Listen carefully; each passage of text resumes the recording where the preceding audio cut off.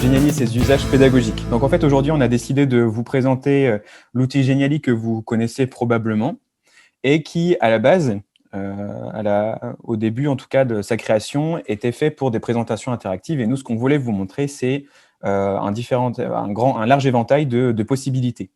Donc on va partir de nos usages quotidiens, donc les usages quotidiens que l'on peut faire avec Geniali. Et ensuite, on partira sur la dimension ludique, parce qu'il est possible justement d'aller dans cet univers-là grâce à Geniali. Donc c'est parti. Donc au quotidien. Donc ici, je vous présente donc le basique, on va dire, des choses que l'on peut faire, c'est-à-dire soit des présentations. Donc ça va plutôt être pour une présentation, on va dire, frontale, avec des informations. Donc ici, moi, c'était pour mes élèves. Donc il s'agit d'une présentation de professeur principal avec différentes choses à montrer. Donc c'est des choses que l'on peut faire, par exemple, sur PowerPoint, sur Impress, etc. Voilà. Donc c'est une présentation qui est plutôt basique. La WebQuest, il s'agit de la même chose. En fait, on a mis des informations sur un Geniali avec des informations, c'est-à-dire on peut mettre des images, on peut mettre du texte, et à l'intérieur, on va retrouver des informations, et les élèves vont aller pouvoir aller chercher des informations dans ces différentes catégories. Donc ici, on est vraiment sur le basique, la présentation basique de Geniali, que l'on pourrait faire sur autre chose.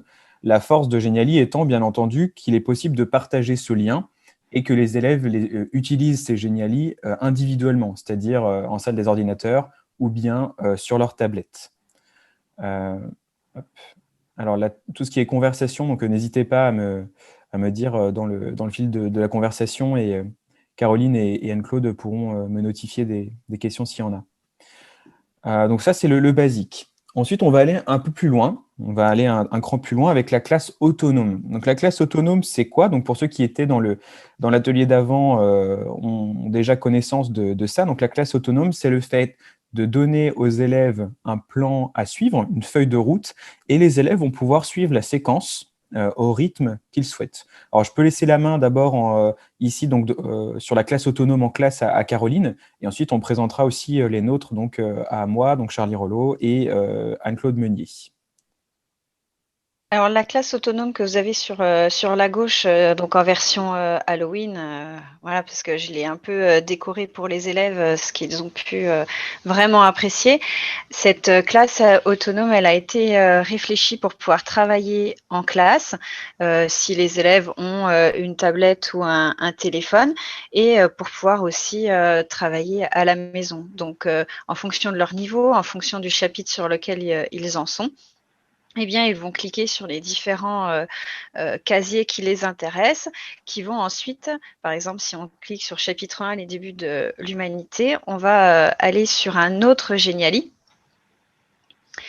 qui va, lui, reprendre, récapituler toutes les vidéos de travail, le plan de travail, toutes les activités, les jeux en ligne aussi.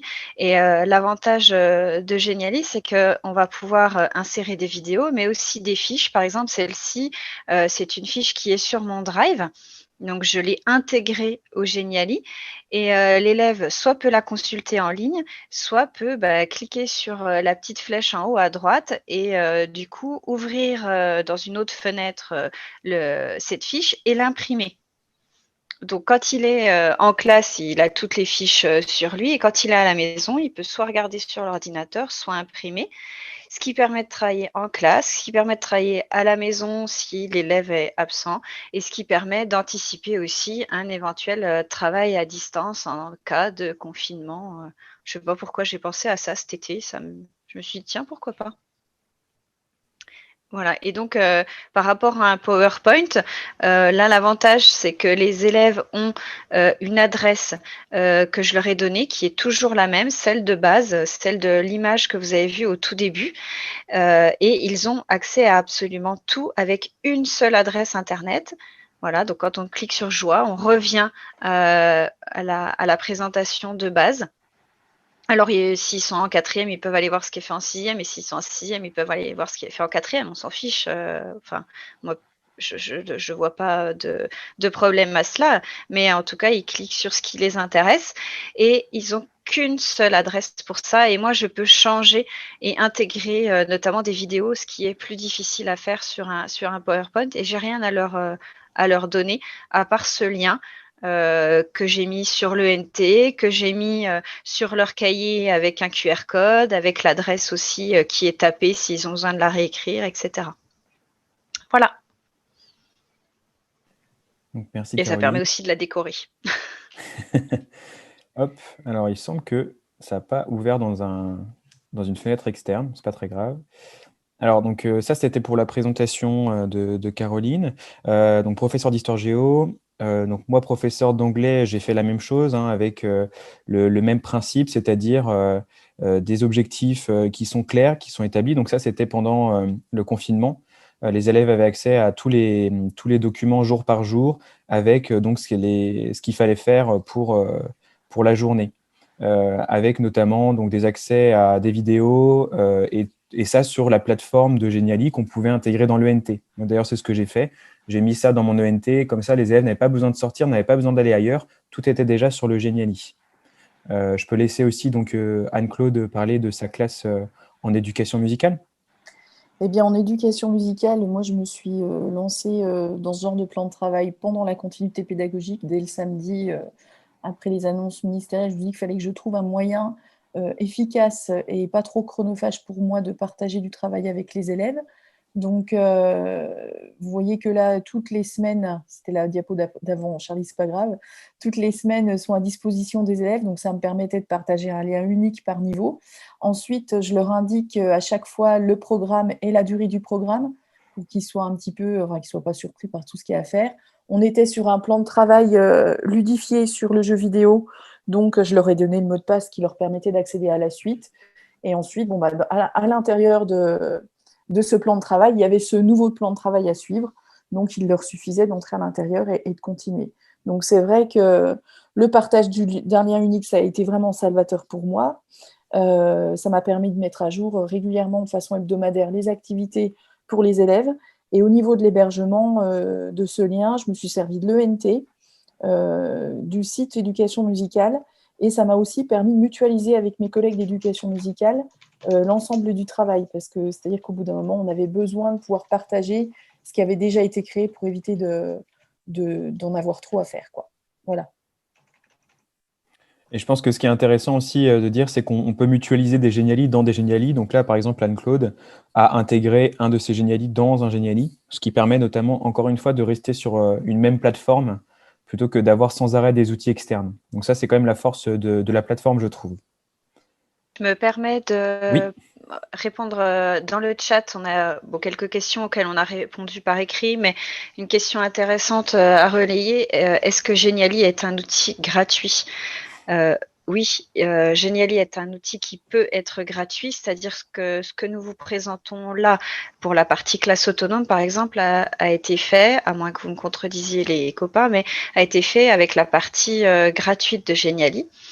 Moi, personnellement, j'ai pas de version payante. Je fais tout à partir de la version gratuite et ça suffit bien, même si je serais heureuse de passer en version payante et c'est ce que va faire mon établissement. Il va payer la version voilà, édu. Mais voilà, on peut trouver des avantages à la version payante, mais la version gratuite est déjà assez performante. oui, je suis d'accord. En fait, la plupart des choses maintenant sont gratuites. Je trouve qu'en fait, c'est pour ça aussi qu'on vous présente cet outil, principalement parce que il est entièrement gratuit et il permet de faire des choses qui sont assez puissantes. Donc voilà. Donc là, on était sur la classe autonome et on continue justement avec ce que Anne-Claude appelle des capsules pédagogiques. Est-ce que tu peux nous en dire un petit peu plus là-dessus? Alors, vous avez certainement entendu parler dans le cadre de la classe inversée des fameuses vidéos qu'on donne à disposition aux élèves à la maison. Et le montage vidéo n'est pas forcément à la portée de tout le monde. Et donc, moi, j'utilise Geniali en plus des vidéos parce que ça permet de multiplier un outil. Puis, ce n'est pas toujours la même plateforme. Les élèves aiment bien un petit peu changer d'univers.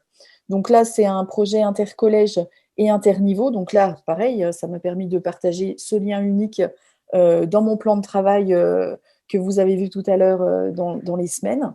Donc, j'intègre des notions théoriques sur la diapo que vous venez qui vient de s'afficher.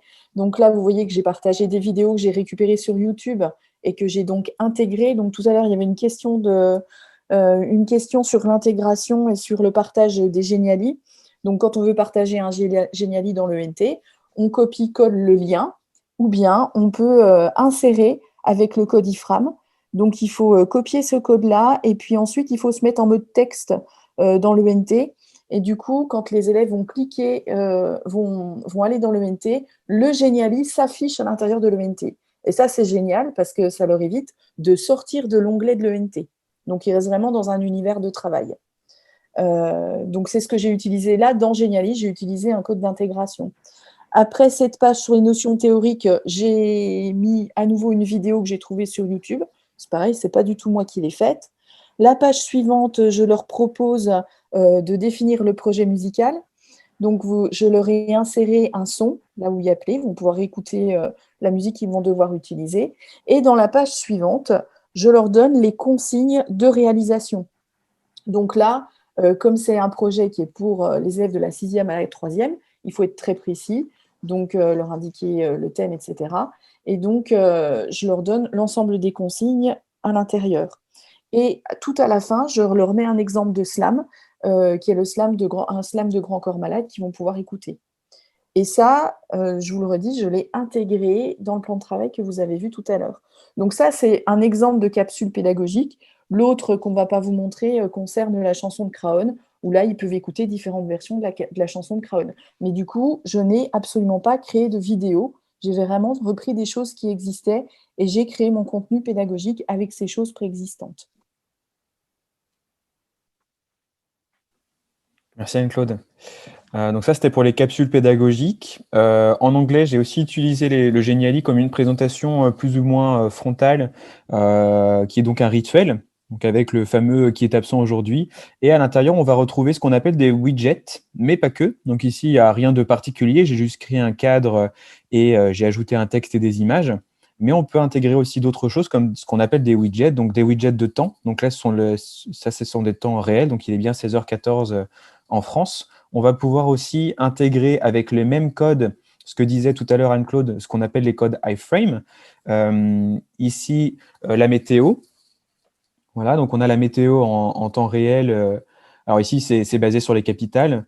Et ensuite, on va pouvoir ajouter d'autres choses. Donc là, par exemple, j'ai ajouté un word of the day. On peut aussi ajouter d'autres activités ludiques. Ici, j'ai ajouté un petit rituel, mais j'expliquerai ça un petit peu après sur une autre partie, et avec donc la possibilité de jouer du son. Alors là, voilà, avec du son qu'on intègre, et il faut trouver l'intrus. Voilà. Donc en fait, on va créer ici, donc il y a un assistant qui vient au tableau et il choisit un petit peu les activités qu'il veut faire avec, il y a des petits GIFs, et puis après, on peut rajouter une session de quoi on a parlé la dernière fois, etc. Donc ça, c'est des rituels qui peuvent être un petit peu mis en place partout, en français, ça peut être aussi en éducation musicale, en histoire, en maths, etc., pour revoir des choses, des termes en classe. Et là, je vais laisser donc la main à Caroline, qui a fait un travail formidable sur les visites virtuelles d'établissement qui vont être très intéressants pour justement ces périodes de confinement, ou même d'ailleurs pour mettre en avant ce que l'établissement a à offrir sur un site web, par exemple, sur le site du collège.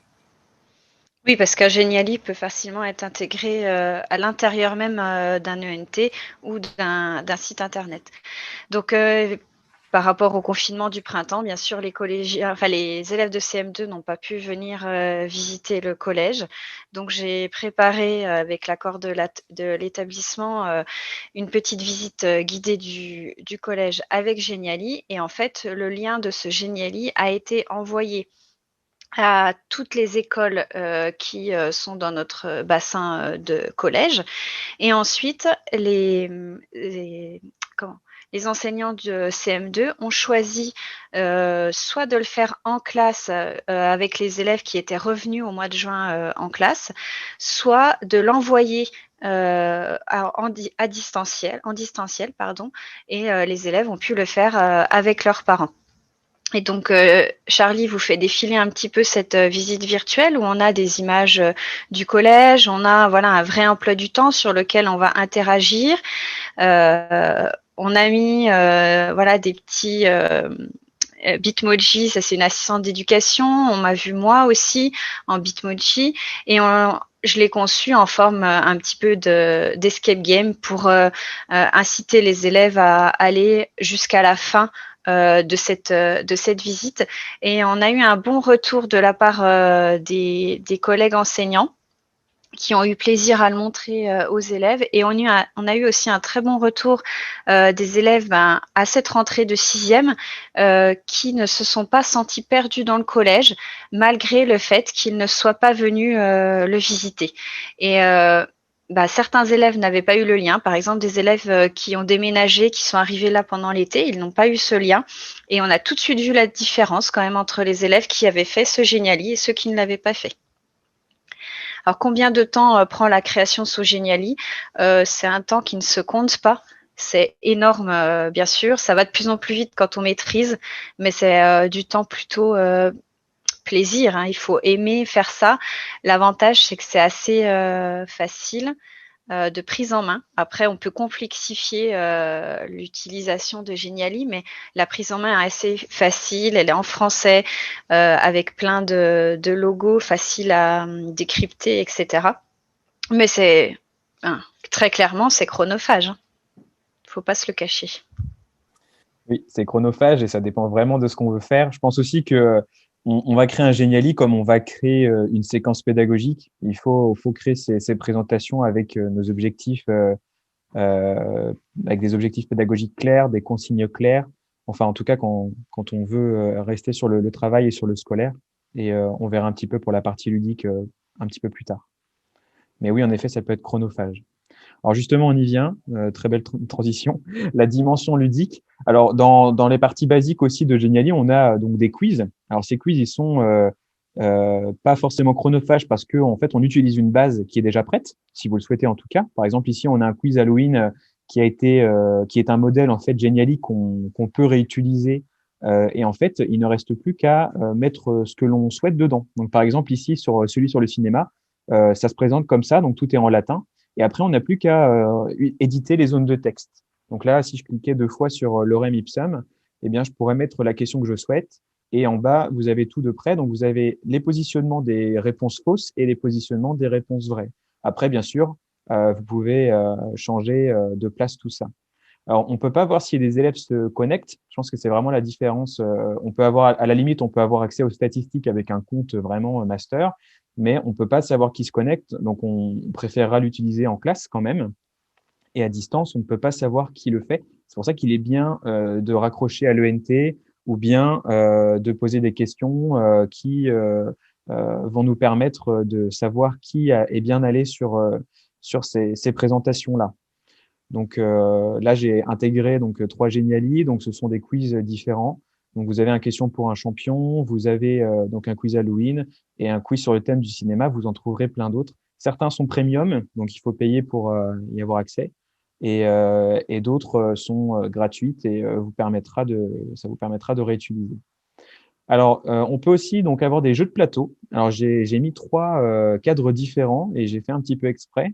Donc, on a la possibilité de reprendre. Donc, c'est exactement ce que je vous disais avec les quiz. On peut très bien reprendre un jeu de loi qui est tout fait. Hein. Donc là, on peut y jouer. Donc là, on peut déplacer les pions avec l'option glisser. On arrête le dé. Hop, j'ai fait 1, je vais sur la case 1, il y a rien dessus. Ensuite, on continue, etc. On fait 2, il y a une question, on clique dessus et on a accès à une question ou à des choses à faire. Donc ici, il s'agit d'une présentation par Caroline. Ici, donc, il s'agit d'un jeu de plateau qui a été créé. C'est moi qui ai créé ce jeu de plateau sur le thème d'Halloween avec des images interactives. Geniali vous permet notamment d'insérer des GIFs qui sont directement sur la plateforme. Je ne sais pas si on aura le temps de vous montrer un petit peu ça, mais en tout cas, il est possible d'utiliser les GIFs qui sont déjà dans la plateforme de Geniali. Et enfin, on peut améliorer. Qu'est-ce que je veux entendre par améliorer? C'est-à-dire qu'on va utiliser ce qu'on sait de Geniali, donc un jeu de plateau, et avec des nouveaux outils. Alors, je ne vais pas rester là-dessus trop longtemps, mais le collectif Escape a, pendant le confinement, créé de nombreuses extensions. Ici, par exemple, il s'agit d'un glisser-déposer. Donc, c'est-à-dire que quand je vais sur la case 2, il y a quelque chose qui apparaît directement. Et là, on retrouve un petit peu, donc je vais montrer un petit peu en plus grand. Voilà, donc vous pouvez utiliser un dé et au fur et à mesure qu'on avance ce petit pion, on a ici donc des questions à remettre dans l'ordre. Alors, je crois que j'ai pas mis le joueur 2. Donc, c'est pour ça que ça fonctionne pas pour le joueur 2. Il faudrait mettre des connexions sur le joueur 2, mais en tout cas, voilà des choses que l'on peut faire pour aller un petit peu plus loin et ainsi améliorer ce que l'on peut faire, les utilisations que l'on peut faire avec Geniali. Voilà. Alors, si je vais un peu vite, n'hésitez pas à me dire, hein, je le ferai avec plaisir. Donc voilà, donc trois choses différentes. Donc on peut reprendre un modèle, créer de nous-mêmes, c'est possible aussi, ou bien aller plus loin, utiliser des extensions externes ou des outils externes euh, pour euh, pour faire cela. Alors ici, donc, vous avez un Learning Apps tout simple. Donc, je peux écouter et matcher comme si j'étais sur Learning Apps. Donc, la force vraiment de Geniali, c'est cette intégration. J'ai pas besoin d'aller sur Learning Apps dans un nouvel onglet. Tout est déjà dedans. Donc, ça, c'est vraiment intéressant. Et puis, on a une redéfinition de la dimension ludique, encore une fois. Donc, c'est ce que je vous disais avant avec les extensions qui ont été créées par Escape. Ici, donc, vous avez ce qu'on appelle le drag and drop, le glisser-déposer. Et en fait, ils ont permis sur Geniali de directement intégrer cette possibilité de glisser-déposer. Alors, il y en a d'autres, hein, bien sûr. Moi, je vais surtout parler de celui-ci dans cette présentation. Mais vous allez, par exemple, pouvoir placer des choses sur une image, placer la Bretagne. Voilà, on place des choses et on glisse, on dépose et il va se passer quelque chose, en fait. Alors, en effet, comme le dit Nadine, on peut donner avec ça une feuille de contrôle, c'est-à-dire voir s'ils ont bien suivi ça. Est-ce que ils peuvent pas envoyer une photo sur l'ENT, déposer dans un casier de collecte les exercices qui ont été faits. En classe, généralement, c'est ce qu'on fait, hein. On demande aux élèves de remplir sur une fiche les éléments collectés. Et donc, ça permet d'avoir un retour sur justement ce qu'ils ont fait ou ce qu'ils n'ont pas fait. Comment faire pour le drag and drop? Alors ça va être une autre question. Si vous venez demain, alors je crois que Escape a prévu un atelier sur leurs extensions. Alors il y en a eu plein, il y a eu Canopé et je crois que pendant un clic, il y en aura. Et moi, je parlerai justement du drag and drop demain. Donc si au besoin, je vous conseille d'aller à l'atelier Escape et j'en parlerai un petit peu aussi dans les jeux sérieux numériques sur Geniali. Voilà. Donc ici, on a la possibilité d'aller encore plus loin, c'est-à-dire qu'on a vu qu'on pouvait faire des présentations interactives, mais maintenant, on peut aussi donner les liens aux élèves, comme depuis le début, hein. On donne le lien du Geniali, par exemple, d'un escape game aux élèves, et ils vont pouvoir jouer à cet escape game directement. Donc d'abord ici, on commence par visionner une vidéo qui nous explique un petit peu le thème, et ça va nous permettre de jouer après avec des énigmes, Learning Apps, avec du drag and drop, avec différents outils qui vont leur donner des numéros, des chiffres, et qui vont ouvrir la combinaison à la fin d'une boîte remplie de trésors, etc. Voilà. Ici, donc Caroline, par exemple, a fait un jeu d'enquête. Je ne sais pas si tu veux intervenir sur ce jeu d'enquête. Alors, je peux intervenir sur ce jeu d'enquête, surtout pour vous dire comment il a été fait. C'est une collègue une collègue d'histoire-géographie qui avait fait cette activité pédagogique, qui l'avait présentée sous forme justement de diaporama, vraiment de manière classique, et ça allait très très bien, mais il lui manquait une dimension d'interactivité. Et en fait, je lui ai proposé de remanier son diaporama pour le mettre sur Geniali. Alors l'avantage, c'est que les élèves peuvent le faire à distance, et l'avantage, c'est que on a pu intégrer des documents de manière plus interactive. Et puis voilà, c'est aussi une autre présentation. Là, quand j'ai fait ce Geniali, il n'y avait encore aucune extension de créer par le groupe Escape. Donc là, c'est fait uniquement avec Geniali et uniquement la version gratuite. Voilà, vous pourrez y jouer si vous voulez en retrouvant notre diaporama de présentation. Mais voilà, là, c'est vraiment passer du diaporama classique à la version présentation interactive. Merci Caroline. Alors là où je vais revenir, c'est que les extensions qui ont été créées par Escape sont utilisables dans la version gratuite et pas dans la version payante. On peut utiliser avec une version gratuite les extensions Escape. Donc voilà. Et donc on peut aussi faire donc d'autres jeux hein, de type jeux dont vous êtes le héros, des enquêtes, des murder story, etc. On peut faire plusieurs petites choses sont qui peuvent être très jolies esthétiquement et qui vont pouvoir mettre les élèves en immersion. Ici, je vous présente des créations personnelles. Les trois donc, ont été créées pour justement, elles imitent des jeux que vous connaissez déjà, le petit bac notamment. Donc ici, vous connaissez déjà ce jeu, hein, le petit bac. Donc on a une lettre ici. Donc là, c'est avec une extension Escape aussi qui s'appelle Random, RD. Alors je ne sais plus si c'est RDM ou si c'est Random, c'est l'un ou l'autre. Et donc après, on va avoir ici donc les élèves doivent, donc c'est un rituel avec mes quatrièmes ou mes troisièmes, et ils doivent trouver donc avec la lettre A, donc des mots, donc le nom un prénom de garçon qui commence par un A, un acteur, une actrice, le titre d'un livre, etc. Ils ont 3 minutes ou 2 minutes plutôt pour trouver un maximum de choses, et ça leur donne des points à la fin.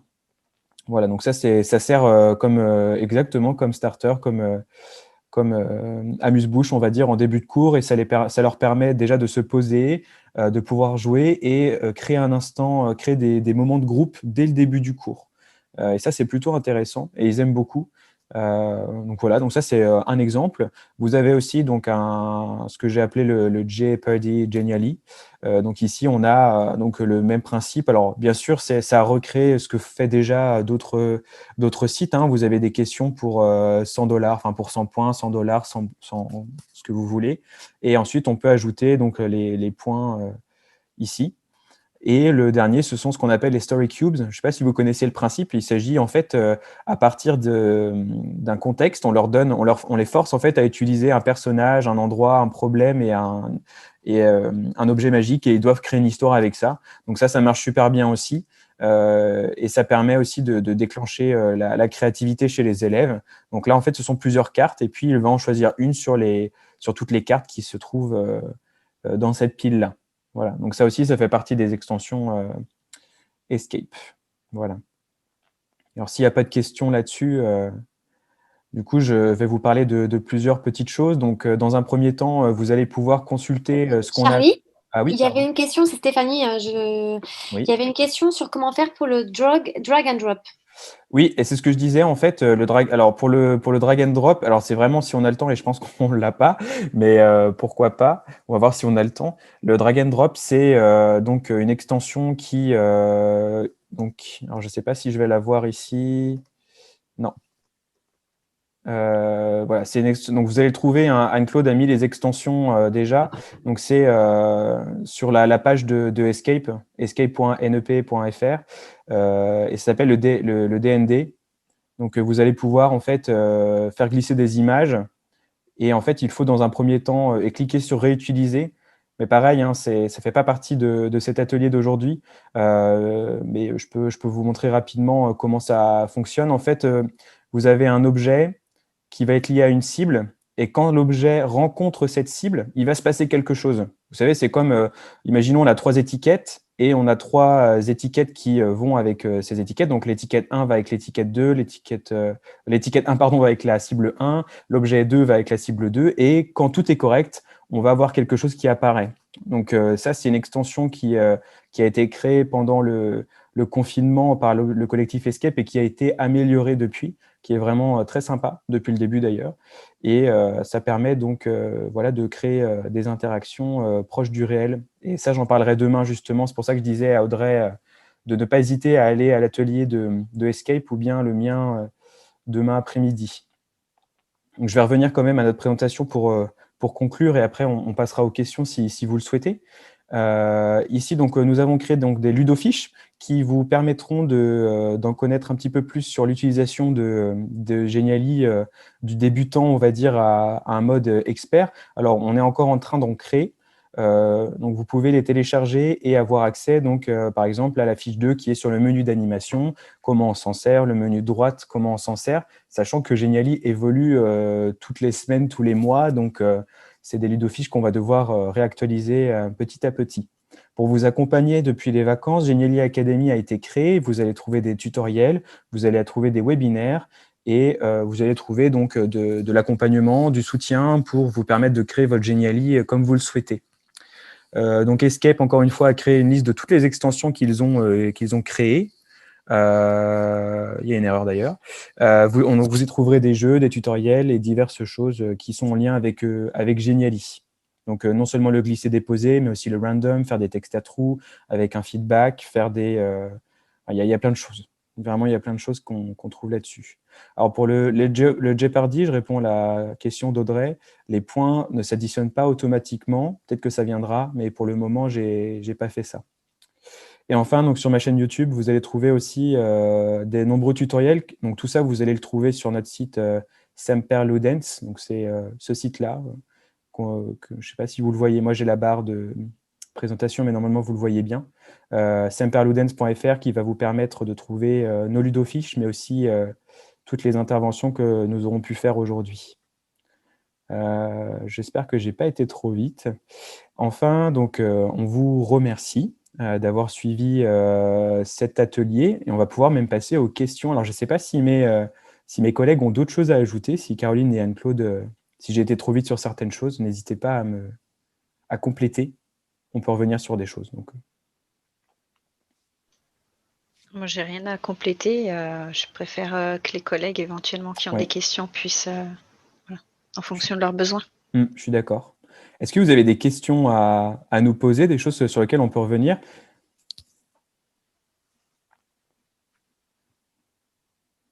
Vous pouvez soit utiliser le chat, soit activer vos micros pour poser les questions.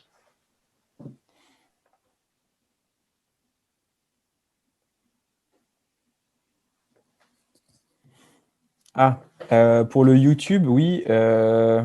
Pardon, j'ai pas eu le temps d'écrire la phrase en entier. Pas de souci. Hop. Donc, si vous tapez tuto de Charlie, normalement, ça. D'accord. Vous allez trouver. Hop.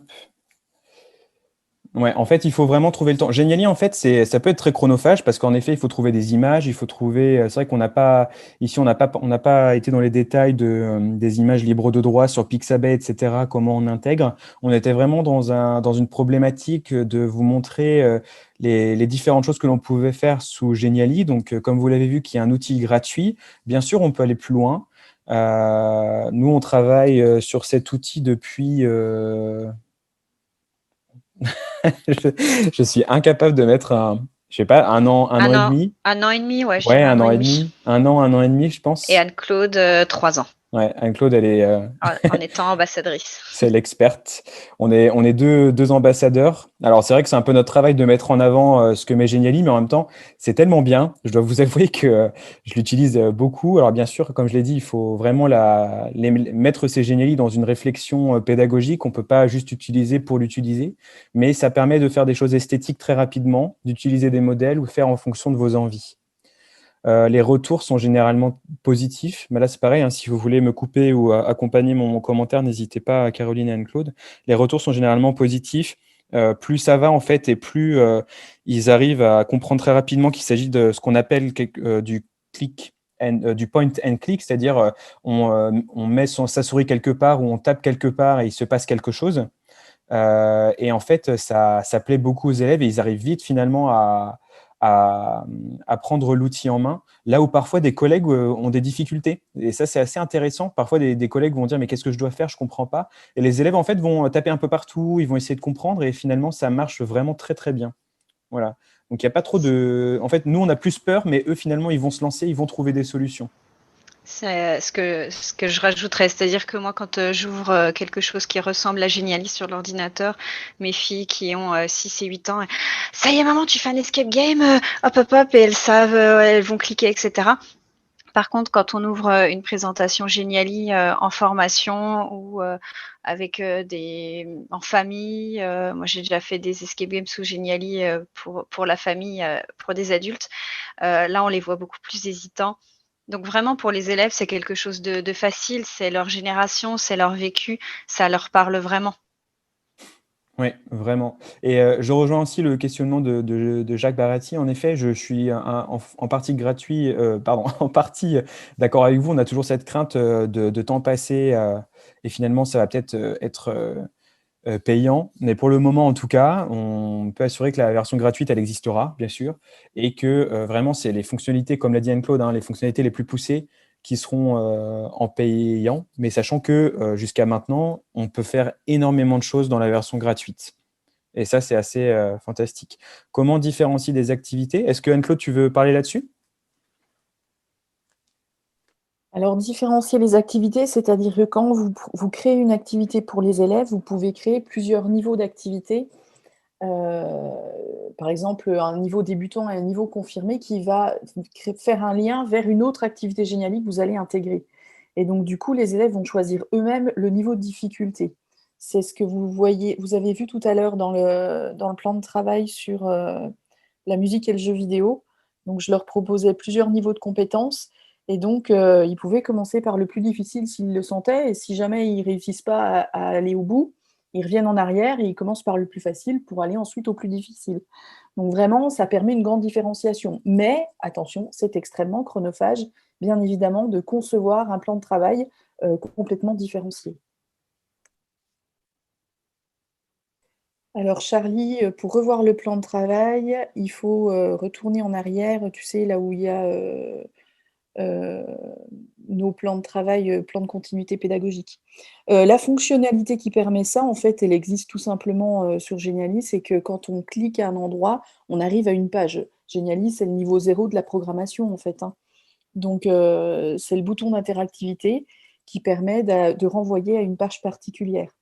Donc là, il faudrait que tu ailles sur continuité pédagogique 3e, et ça doit être dans la première semaine. Voilà. Ensuite, on va accéder. Ça marche pas? Tu veux que j'aille où, pardon, Anne-Claude? Excuse-moi. Semaine 1. D'accord, pardon, excuse-moi. Tu dormais. Non, non. Hein. Ensuite, vas-y, avance à la page suivante, s'il te plaît. Voilà, donc là, on entre dans le plan de travail. Et là, si tu vas dans Level 0, par exemple, voilà, donc là, c'est l'écoute. Vous voyez qu'il y a un niveau apprenti et un niveau initié. Donc voilà le niveau apprenti, d'accord, qu'ils peuvent consulter. Et donc, bon, j'ai programmé les flèches pour que le niveau initié n'arrive pas tout de suite, parce que quand on est apprenti, forcément, il faut qu'on arrive à faire les choses dans l'ordre. Donc voilà, il retourne, niveau 0, hop, niveau initié, voilà, les plans sonores. Et donc là, les questions sont différentes. Là, j'ai mis 2 niveaux de difficulté, mais on peut en mettre beaucoup plus. Voilà. Je ne sais pas si j'ai répondu à toute la question. Alors, l'atelier va... Rapidement, est-ce que tu peux Ouais. montrer tu sais, le bouton d'interactivité là, qui permet, tu sais, quand on est en mode édition? Pas sur mon truc, du coup, sur un truc à toi. Ah, quand je viens sur un... bah, je peux venir là. Tu veux que je montre quoi? Anne-Claude? Anne-Claude? Ah, Juste que tu Attends, montres parce que comment on fait pour pardon, que tu quand montres comment on fait pour activer le fait d'aller à une page suivante en cliquant quelque part dans Ah la oui, page, d'accord, je pardon. pense. Oui, alors par exemple ici, si sur ma page 2, oui, désolé, là le temps file, ça va être la dernière chose qu'on va pouvoir montrer. En effet, donc là par exemple, je peux rajouter un élément interactif tel que la maison ici. Donc c'est un bouton qui est déjà intégré dans Geniali. Alors ça c'est spécial Noël, hein. Je ne sais pas si vous l'aviez vu. Mais, donc voilà, donc je mets une maison et cette maison, je vais lui donner en fait un type d'interactivité qui s'appelle aller à la page et ça va me permettre de faire voyager. Donc celui qui clique, c'est un espèce de porte au loin. Ça va leur permettre en fait de voyager à la page 8 par exemple. Je dis n'importe quoi, mais voilà. Donc là, par exemple, à partir de maintenant, cette maison, si on clique dessus, elle va nous mener à la page 8. Bien sûr, les interactivités, on pourrait faire d'autres choses. Malheureusement, on n'a pas le temps. On va Donc, je vous conseille en tout cas d'aller sur donc soit à l'atelier de Escape demain, soit à l'autre atelier qu'on propose demain après-midi à 14h40 ou 50, je crois, qui s'appelle donc Jeux sérieux sur Geniali. Et là, je vous montrerai un petit peu plus de technicité sur Geniali. Voilà. Là, on était plus dans de la présentation. Merci en tout cas de nous avoir suivis. Ça a été vraiment un plaisir. Et puis, à très bientôt pour de nouvelles aventures, nouveaux projets, nouvelles créations. Et on a hâte de vous revoir en vrai.